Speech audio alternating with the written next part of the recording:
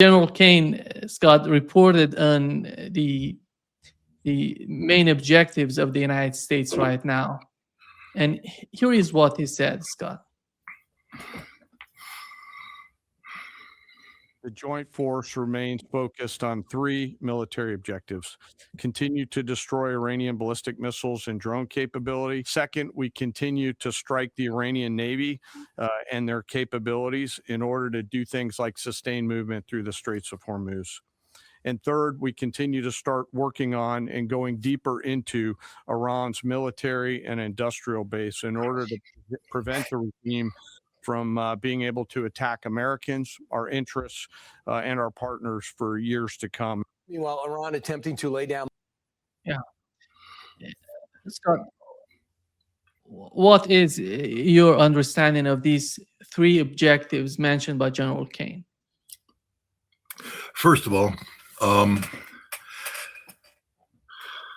think these objectives are movable. What I mean by that is that they reflect the changing nature of this war that he's reprioritizing.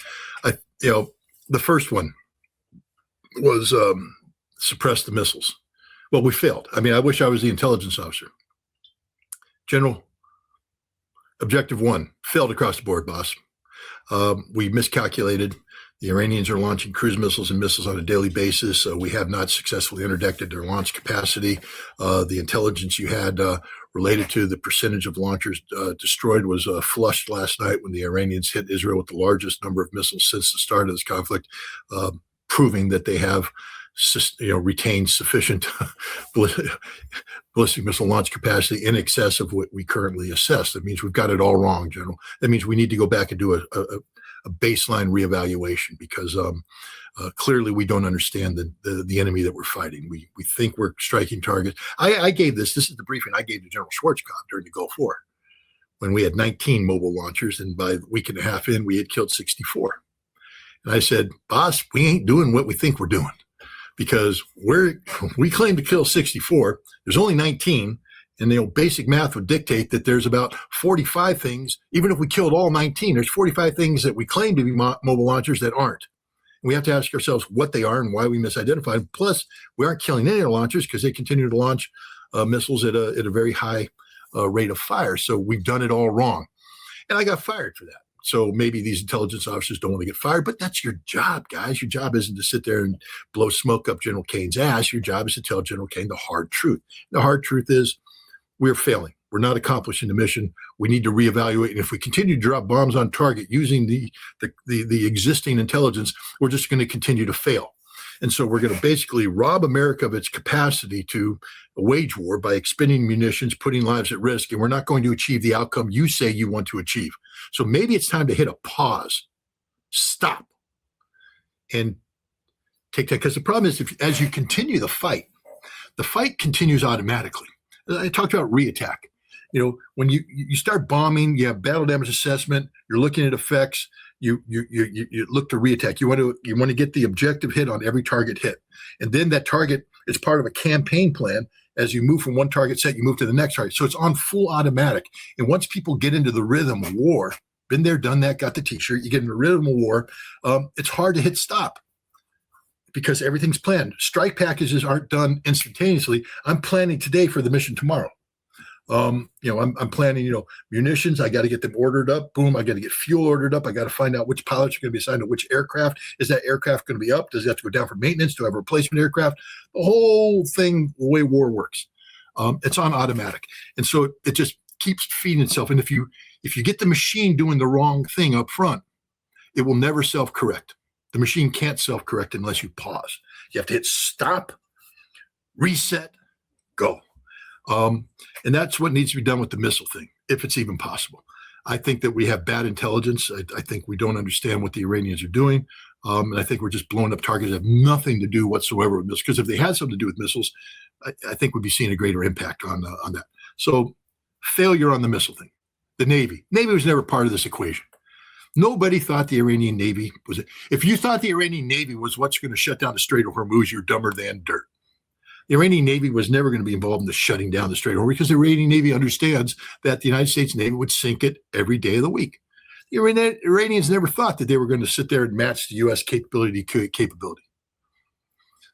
They could flex against Gulf Arab states. They had a navy of regional capacity, but they could never flex against the United States. So in a major shooting war with the United States, the Iranian navy was always going to be sunk, and it has no impact. So he sat there and he said, we're destroying the navy so we can keep the Strait of Hormuz open. Haven't kept the Strait of Hormuz open. So again, fundamental flaw in the way you're thinking, plus all the munitions you've wasted on sinking Iranian ships that have no impact on this whatsoever. You've failed, General Kane. That's 2 out of 2 failure. And the third one now he's going to expand the war into the industrial. We're 12 days in, and you're going to expand into industrial. General Kane, let me tell you, again, just studying war, the way it works, none of the facilities you're going to strike will have anything in them. Even if you had struck them on day one, most of those facilities wouldn't have anything in them, because we had been telegraphing the potential of conflict for some time now, and we'd actually said the places that we were interested in. Just like the Iranians evacuated all of the centrifuges of value, or at least replicated them, kept a safety stock in hide sites, so that even if we blew up Natanz and blew up Firdos, they still have several 164 cascade centrifuge cascades of high capacity, IR-8s, IR-6s. They're out there buried somewhere with a power supply, able to do their work. They were evacuated.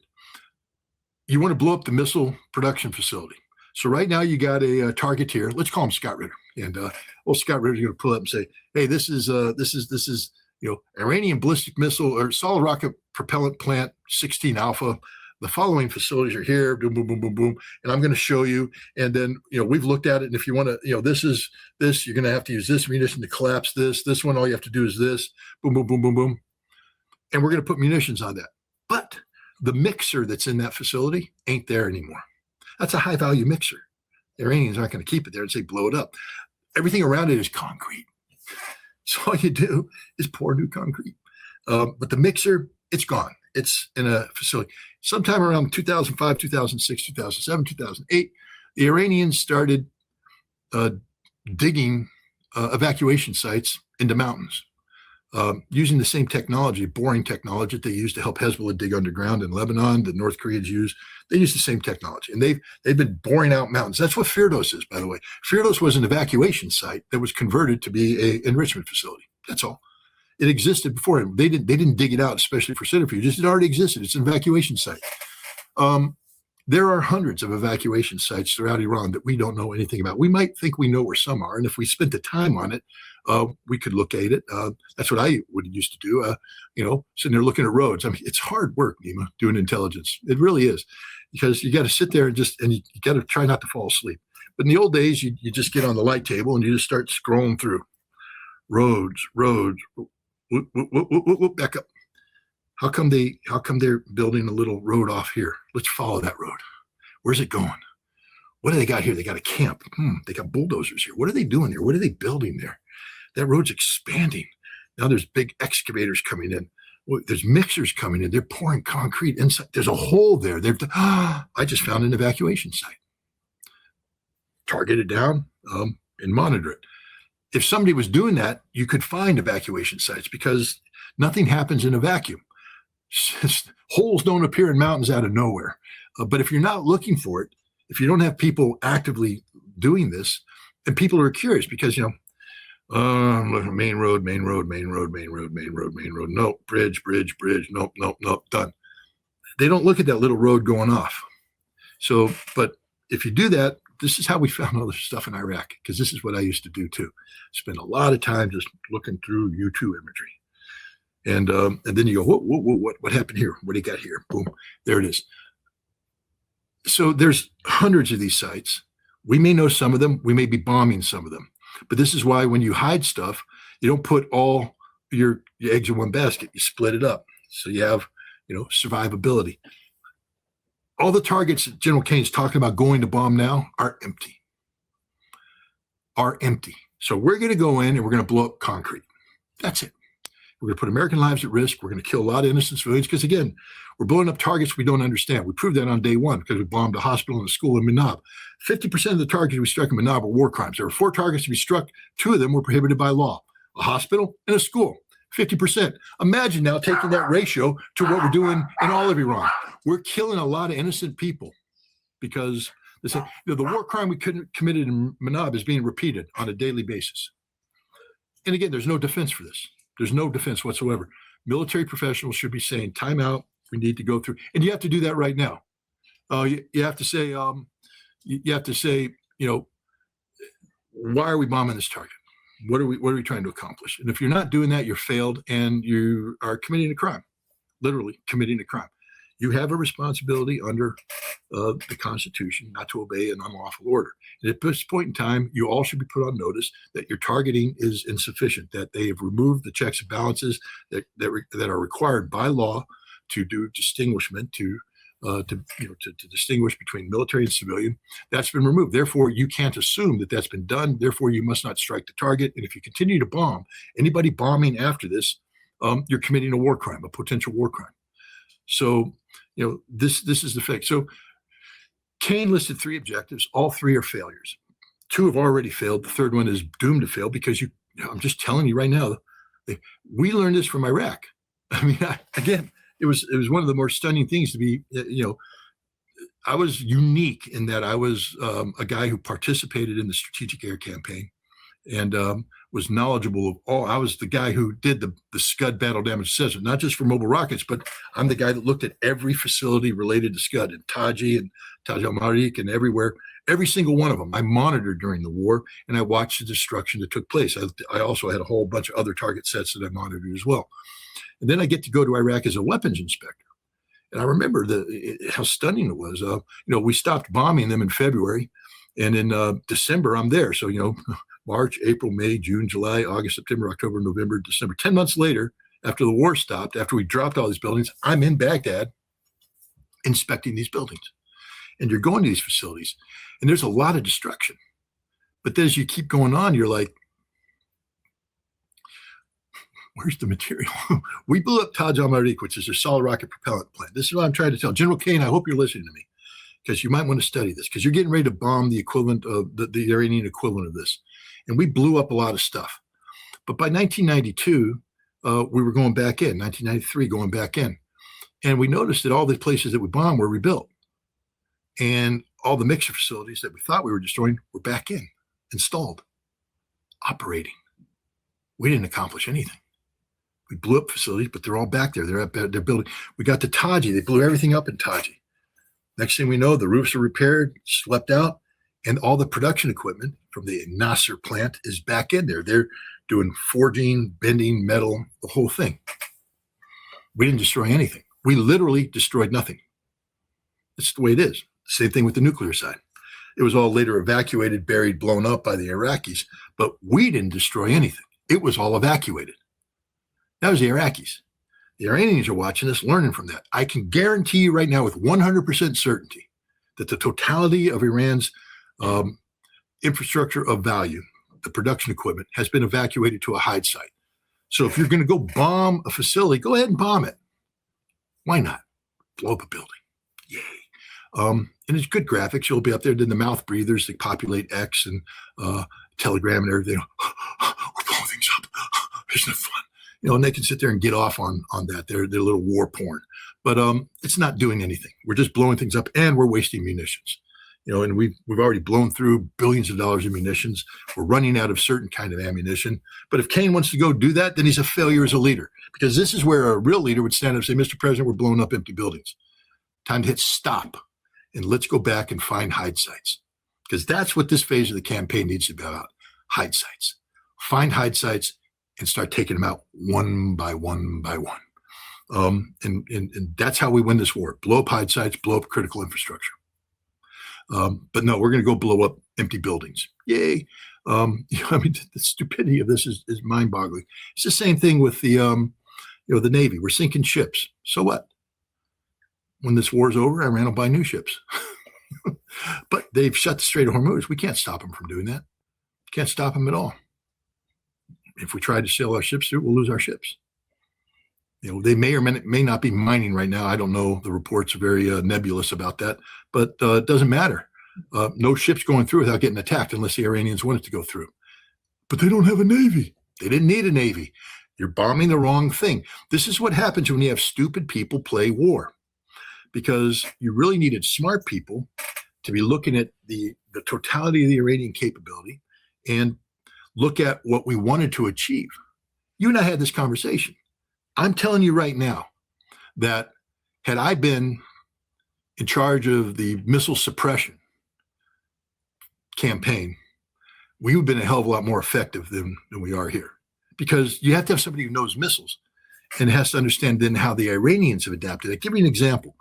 We, when we went to war against Iraq, we started using Soviet standards on how long it takes to get a missile launched. So we would sit there and say, all right, if we're going to fly an F-15E combat air patrol over Western Iraq, we know that they have to move out, they have to fuel at the place. So there's going to be fuel trucks coming in, then they have to raise the missile, and we're going to be photographing it, and we'll come in and we'll blow it up. And after they launch, it's going to take some time now to lower it down and for them to get out. What we didn't realize is that the Iraqis, well, I say we didn't realize, some of us did, because some of us studied the Iran-Iraq war and said, wait a minute, they're taking the Al-Hussein and they're surging it forward, they're firing it, and they're pulling it back. That means they're not fueling at the point of launch. That means they have a facility back here where they're fueling from. So maybe the Iraqi tactics are different, and we might want to factor that in. Some of us did that and tried to convince people that we were fighting the wrong war, but it didn't work. They instead said, no, they're fueling. So now the Iraqis have they're fueling their missiles at a place, Ramadi for out west, Abu Ghraib, Kut for there, go down to near Basra, they were doing a place. And then these missiles would be loaded on the launchers and then driven to the launch site. They'd raise it, they'd fire it, and then they had rapid evacuation. Boom, they're out. 5 minutes they're removed from the site. So if we're there 8 minutes away from a launch site, they launch, we're told to come in, roll in, they're gone in 5 minutes. They're at another hide site with IR protection cover over. We can't see the heat. They're cool, and we're looking. We got nothing. We already fought that war, so we need to sit there and literally somebody had to sit there and talk about each system, how it operates, what its range is, look at the physical characteristics, and then play games like how quickly, because the Iranians aren't going to do peacetime stuff. This is combat, rapid. How do they operate rapidly? Where are are we looking at all of the palm groves to look for missile dispense where they hide their missiles? We didn't do that. We sat there and we said, they're going to bring their missiles out. They're going to salvo and launch. We're going to come in. We're going to do this, that, and the other thing. And so we're wasting a lot of time and effort blowing things up that aren't. Plus other decoys. I mean, the Iraqis were very good. They had a small little decoy unit, and they had 3 fixed decoy sites with realistic-looking decoy launchers, and we're bombing them. It's just basically saying, here, come here and bomb. And while you're bombing here, the Iraqis also did things like, okay, we're going to go ahead and run a convoy down here, a misdirection. And so they put decoys here, run a convoy here, and we're bombing here, interdicting the convoy here, and over here, out of this palm grove, 2 launchers come up and fire. And then they disappear. We can't react. Their whole campaign was run through that kind of deception. The Iranians have learned from this. They have decoys. They have inflatable decoys. They have realistic looking decoys. They're out there. If you're, and I don't know, maybe they've been clever enough to put barrels of fuel in there so you get a nice secondary explosion. I would if I were the Iranians. But they're out there putting these things up. If a missile is in a launch position and it hasn't launched within 5 minutes of that launch position, it's a decoy. Okay, guys, it's a decoy. And so they're just suckering us. We're sitting there bombing stuff, bragging how much we're blowing stuff up, and yet they're launching. I'm not saying they're not suffering casualties. I think they are, because the scope and scale, we're only dealing with 19 mobile launchers with the Iraqis. It was tougher to target. Here, you're dealing with a lot more. I think we're getting some. Some of that imagery looked like they were trying to hide it and get it.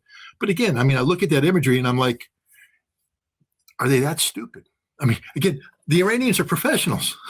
So why would you pick a hide site under a culvert that has your ass hanging out of it?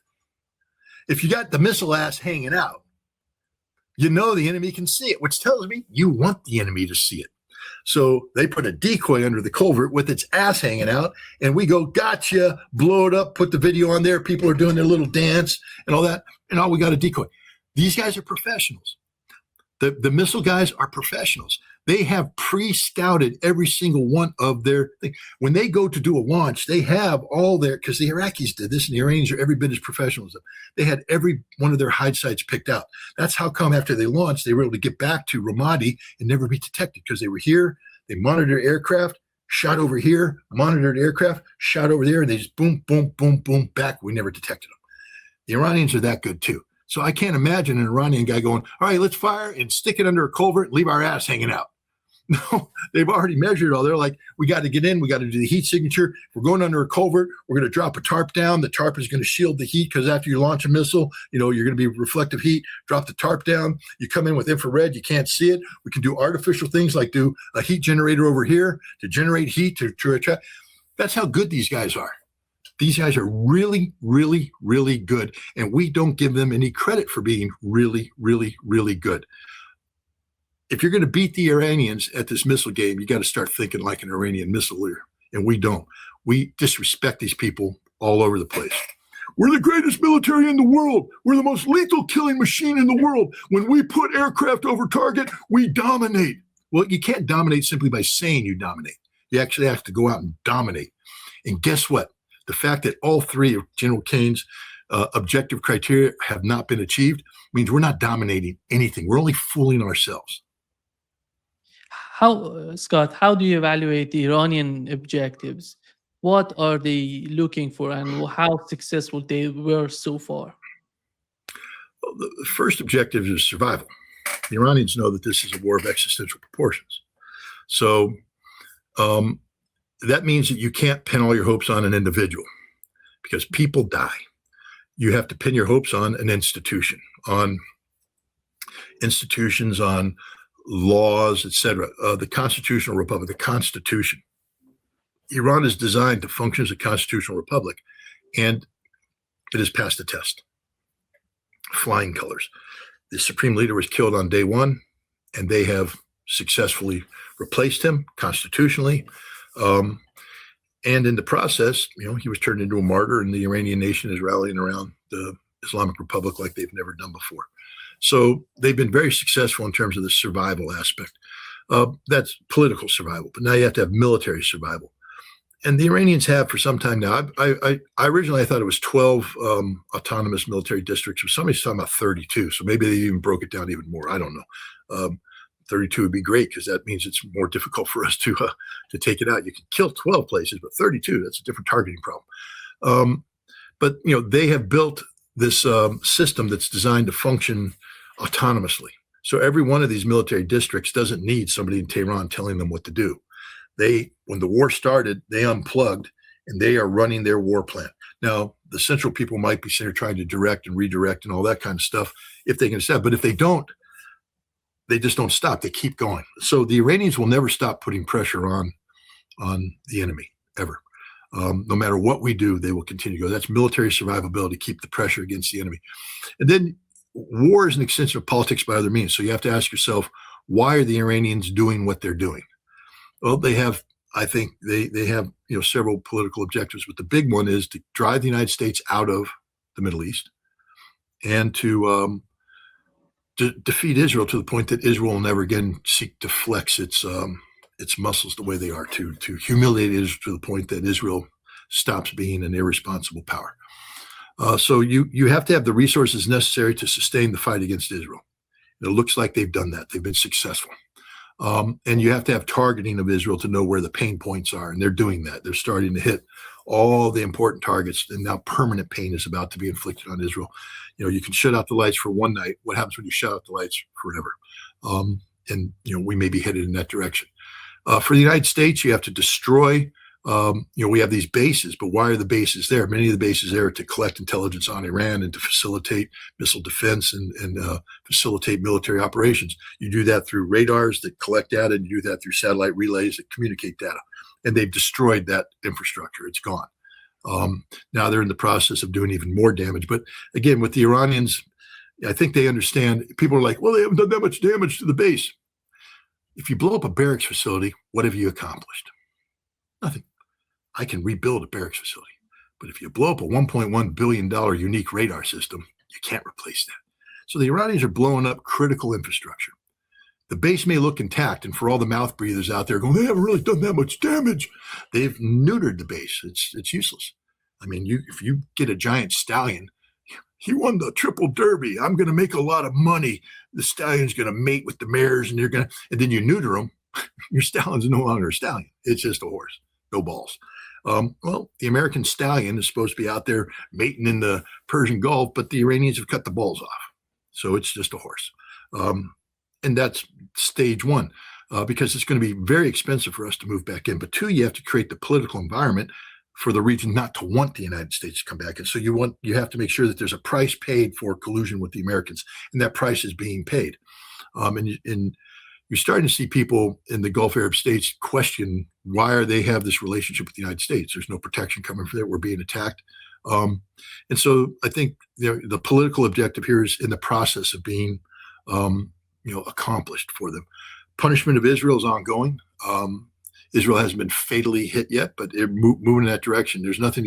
Israelis are defenseless at this point. They simply can't defend themselves.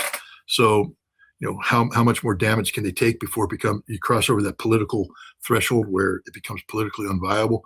At some point in time, you destroy desalination, you destroy electricity, you make life in Israel unlivable, and the people are going to flee. And when the people flee, when Israel depopulates, that's the end of Israel. And I think the Iranians are moving in that direction. Unlike the American objectives, the Iranians are actually moving towards accomplishing their tasks. And then the other one is, how do you make the United States quit? You're not going to defeat America militarily. You're not. We're going to blow up targets inside Iran forever. The only way you defeat America is to make us politically quit the fight. You're not going to bring military harm to us. So with all due respect, losing 8 soldiers, it's tragic for the families. So what? When we went to war in Desert Storm, we brought, we brought 10,000 body bags and we ordered another 60,000. We didn't use them, but we were ready because there's a war. Okay. And you're going to lose guys in war. So the U.S. military can take a punch, and Iran hasn't delivered a punch to the soldiers. The human cost, it's trivial. 140 wounded, 8 dead, nothing, 0. We can remember World War II. We're going to lose 5,000 Marines on day one taking Iwo Jima. We're going to lose 5,000 guys going across D-Day. We could take casualties. That's not how you beat America. You beat America here at home. When the American people lose the will to fight. Remember, in World War II, a lot of people don't realize, an interesting movie, Flags of Our Father. James Bradley wrote the book and they did the movie. They're talking about war bonds, and there's an important speech given by the Secretary of Navy to the Marines. He said, we're running out of money. The American people don't want to fight this war anymore. They're tired of it. We won in Europe. They're done. They think it's over. And they don't want this thing to continue. And we're running out of money. If we run out of money, that's the end of the war. We have to continue to raise money, war bonds. And your job is to get the American people to want to give money to keep this war going. Your job is to convince American people this war is worth fighting. A lot of people don't realize that, how exhausted the American public was about World War II and how victory in Europe actually undermined the potential of victory in Japan, which is another reason why we dropped atomic bombs. Because the idea of a long drawn out campaign in Japan, the American public just weren't going to buy that. That was World War II, where the Japanese bombed us at Pearl Harbor and we had every reason to keep going. The American public here is largely immune to this. We're ignorant as the day is long. We don't understand war. We don't understand what we've done. Most Americans aren't crying about 186 dead Iranian children because they just don't care. We've dehumanized the Iranians psychologically. They're not human beings. They're brown people. They're supporters. They're Muslims. We can use all derogatory terms. We forget they're the most cultured people in the world, thousands of years of culture and history. And they're as human as everybody else, more so because I've met them and they're just wonderful people. But we've built a shield for us. So for the American people to try and play the humanity card, saying what you're doing is wrong, we're not. You're going to get some people say, yes, you're right. The majority of Americans don't care. They're going to buy into the war porn. They're going to look at the blow up stuff and say, 47 years in the making. Those Iranian bastards have been getting us for 47 years. We got to do something. And they sent the missile in that children's school. President said so. It wasn't us. They did it. I mean, this is stupidity, the collective here. The American collective is written off. But what you get them is when these mouth breeders, as they watch the war porn, I got to go buy gas. And then they go to the gas station and they go, wait a minute. Last week it was $3.11. Today it's at $3.58. What's going on here? I don't have that much money. Then they go to the store to buy their food and they don't realize that the price of diesel's gone through the roof. So it costs a lot of money for the truckers to come in. And so the people that put the food in the stoves raise the price. Last week, it only cost me, I could buy a full week's worth of grocery for $250. It's now $375. I don't have $125 a week extra to do all this. What's going on here? And suddenly the light goes off. It's not about morality. It's not about the law. It's not about anything. It's not constitution. It's now there's a personal impact. And now they realize there's an economic price to be paid. What the hell was Trump thinking? There's the question you should have been asking from day one. And that's how we're going to lose the war. And Iran is right now creating the conditions to do that. Iran has studied us more than we have studied them. Iran knows the enemy far better than we know our enemy. I don't believe the Iranians are our enemy. If we're going to treat them like one, we should at least respect them enough to learn about them and study them. If we're going to go to war against them, at least try to win. But we're not. We're just blowing things up. We've done our best to lose this war. And if the Iranians can keep the Strait of Hormuz shut down and keep the actions sustained against Israel and keep absorbing American damage, they're going to win this war, because the war won't be won on the battlefield. The war will be won here in the home front. When the American people realize there's an economic cost to be paid for this war, and the political pressure is put on Washington, D.C. to stop this war. Israel was trying so hard to bring Azerbaijan to the fight. They thought that Azerbaijan would bring some sort of, leverage for them, and if they get involved in the conflict. But it seems that totally failed because of the connection they had with Russia, with Iran, and with what we've seen so far. But Lindsey Graham is desperately begging or threatening Saudi Arabia to get involved in the conflict. What is in his mind that Saudi Arabia can bring to the conflict for him? I think, first of all, for Lindsey Graham, a lot of perception creates its own reality. So the more Lindsey Graham can sell to the American people that there's a united front against Iran, the more he can get up there and cheerlead. But if he's going to sit there and cheerlead about the nobility of this cause, and suddenly look around and, Gulf Arab states who we called our critical allies are saying, no, we're hands off on this one. The American people might start asking questions. Wait a minute. If Iran's such a threat, why isn't Saudi Arabia on board? Maybe they know something, because they live next door to them, and they're not worried like you are. And they start asking questions, and these are things so I think a lot of it is just the perception that Graham wants to create the perception of broad-based support for what America's doing. And the more nations start to peel off, the more isolated we become, and the more foolish this foolish man already looks. And the second thing it's desperation at this point in time, because you can be the biggest cheerleader in the world. I mean, I love my football teams, and I can cheer. First quarter, go boys, go. They're losing, but there's still a chance. There's 3 quarters left. Second quarter, come on, man, you can do it. They're losing at halftime. That's at halftime. There's still half a game left. Third quarter, it's miraculous. We got 15 minutes left in the fourth quarter, and I'll keep cheering up until the point it's over. But at some point in time, you could be cheering, and the crowd's going, Scott, it's 47-0. There's 3 minutes left in the game.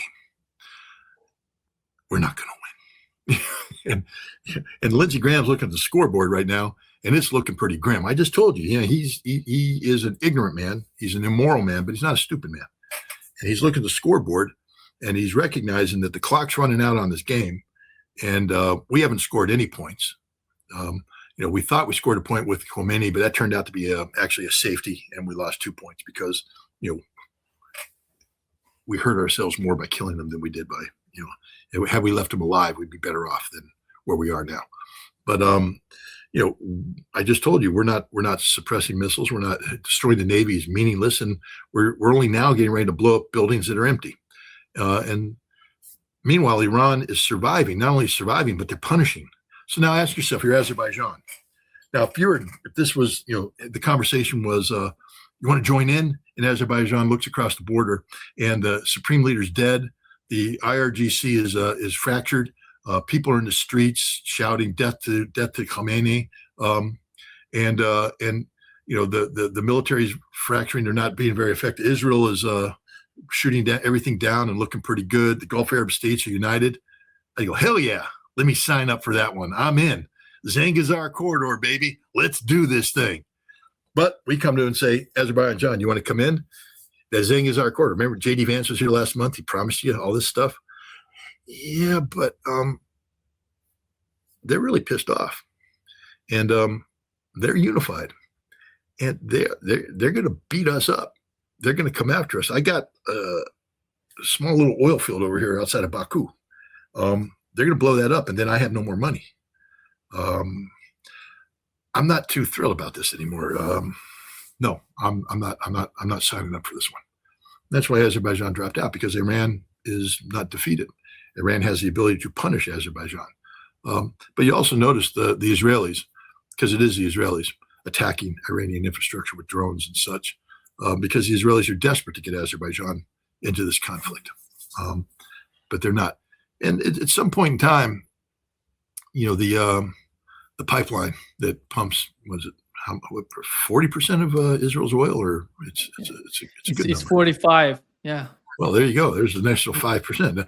But the point is, at some point in time, that's going to come into play. And the thing is, Iran's job right now is to make life unlivable in Israel. They're not going to do the Holocaust, 6 million dead and all that stuff. First of all, 9 million. Their job isn't, again, the Iranians, it amazes me. I mean, to tell you the truth, because there's people out there going, we've killed 1,200 Iranians, and in Israel, we've suffered 13 dead. Who's winning this war? Not you, Israel. The Iranians aren't trying to kill people. This is the crazy thing about this. We're at this stage in war. The Iranians know how to kill people. They know we're there. The Americans are all stuffed into the barracks facilities. The Iranians aren't killing the soldiers. They could. But look what they're hitting. Radars. They're hitting critical infrastructure.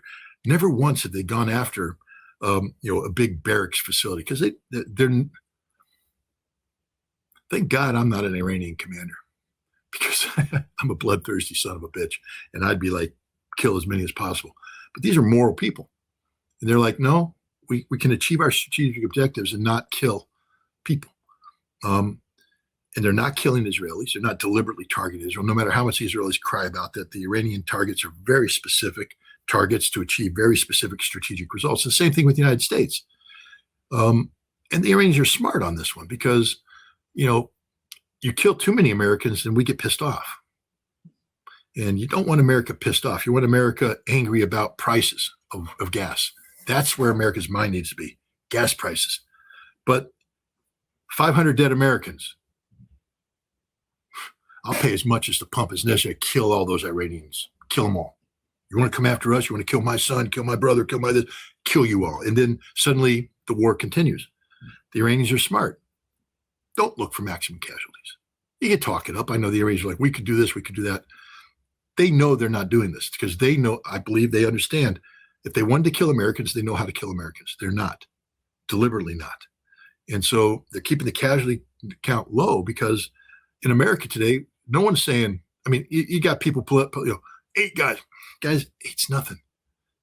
26 Americans, servicemen, commit suicide a day. So we don't care about them. Why we care about 8 who die in the course of 12 days? We don't. I mean, we dignified return of remains and all that bullshit. How many people have gone to visit the families? The neighbors have, but how many Americans are like going to go visit them, hold the hand of the mother and the sister and the brother and all that? You're not. You're just all liars. You don't care about these guys. But you do care about price of gas, and you care about the price of food, and you care about the cost of living. And that's how you break America. You don't break America by killing Americans. You break America by killing their bank accounts. The same thing with Israel. You don't defeat Israel by killing Israelis. Look, on the battlefield, it's different. Hezbollah, they're kicking some serious Israeli ass. And God bless them for doing that. But because they're defending their own soil, just so people understand, it's not Hezbollah that invaded Israel. Although there's rumors about taking an Israeli village in northern Israel. I don't know the truth of that. But we know that Israel's in southern Lebanon, and they're just getting slaughtered. I thought Hezbollah was defeated. No, never have been. It never will be. But the point is, the Iranians are just playing a very smart game.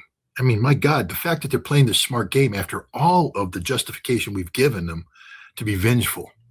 I mean, you killed the supreme leader. That alone cries out for blood. 186 children slaughtered and 1,200 other civilians killed. I mean, one would think they'd be just screaming for the blood of Americans, screaming for the blood of Israelis. And yet, every day, the targeting is very specific.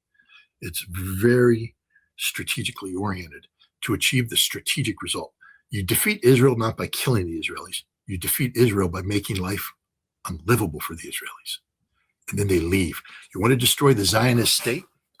Destroy confidence in the population to live in the Zionist state. When the Israeli people wake up one morning and go, I'm not doing this anymore. I'm going back home, because they're all from somewhere else. And they start going back home. Then Israel doesn't exist anymore. And you get the population down to a certain level, and suddenly the single state solution becomes the only state solution, because there's no longer justification to keep a Jewish only state. Israel will become Palestine, and that's the direction the Iranians want to go. They're not out to kill Jews, with all due respect to all the people out there accusing the Iranians. It's not their thing. That's not who they are. I mean, that's the one thing I've learned. I mean, we know that Iranian justice can be tough. I mean, I wouldn't want to be a homosexual in Iran, okay? And I wouldn't want to be a drug dealer in Iran. I wouldn't want to be an adulterer in Iran. I wouldn't want to be any of the things that Islamic law has harshly judged people for. If I could give any advice to the Iranians, if they ever take it, I'd say, stop hanging people. Stop it. It's not a good look. If people commit a crime, rehabilitate them in prison. Stop this harsh thing, because it's just a bad look abroad. Because I've met you guys, and you're actually decent human beings. You really are decent human beings who care about human life, and the humanitarian stuff that goes on inside Iran is commendable. They have a PR problem, but the thing is, the true nature of this regime. Because if they were the hanging judges that everybody accused them of, then they'd be screaming for blood, American blood, Israeli blood. They'd be trying to kill as many people as possible. It's not what they're doing. Very deliberate targeting. And you know this because of the accuracy of what they're hitting. They're hitting what they're aiming at. So if they wanted to hit a barracks, and they've got good intelligence, they know where the American soldiers are congregated, and they have weapons that can penetrate that bunker, and they're not hitting that bunker. Why? Because they don't want to kill Americans. They have every right to, but they don't want to. Because you kill Americans, you enrage the American population, and you make it very difficult. You make it harder to break the American population. Keep the death count low, maximize economic pain, and this country will fold like a house of cards, and we're already headed in that direction. So I think the Iranians are winning strategically across the board. There's not one place I can say that they're underperforming. I mean, they're being hit really hard by the two most powerful air forces in the world. Let's not diminish what Israel and the United States are capable of doing in terms of providing damage. But the targeting, that's the key. You can have the biggest punch in the world, but if you're not hitting the right thing, you're not going to win. And right now, the Iranians have made sure that we're hitting the wrong thing. Like I said, with ballistic missiles, I think they've played a very effective decoy game. And they've also done a good job in disguising where their missiles really are. And we haven't solved that problem. And I don't know if we will. Navy, who cares? Because they're shutting the Strait of Hormuz. It just doesn't matter about the Navy. Tragic for the life. They shouldn't have sunk that ship. But the people that are bragging about how we're winning this war because there is no more Navy, that's just not a factor. And now we're going to move into the next phase and take out industrial facilities. Concrete gets poured. Those facilities will be rebuilt. You're not blowing up the expensive items that were inside. They've been moved. So you're hitting the wrong targets. So I think that we're losing this war, and we're going to lose this war. And the Iranians are on track to win this war. As long as if things stay the way they are right now, we will not accomplish any of our objectives, and the Iranians will accomplish both of their primary objectives, which is evicting the United States from the Middle East and the destruction of greater Israel. Something named Israel will exist and maybe eventually get folded into Palestine. That's a political thing down the road. But if the Iranians can create the conditions where 1/3 of the Israeli population decide they just don't want to play that game anymore and they leave, that's a victory. It's a huge victory for Iran. And they're headed in that direction. And the same thing, they're headed into the direction of breaking the will of the American people to politically sustain this fight.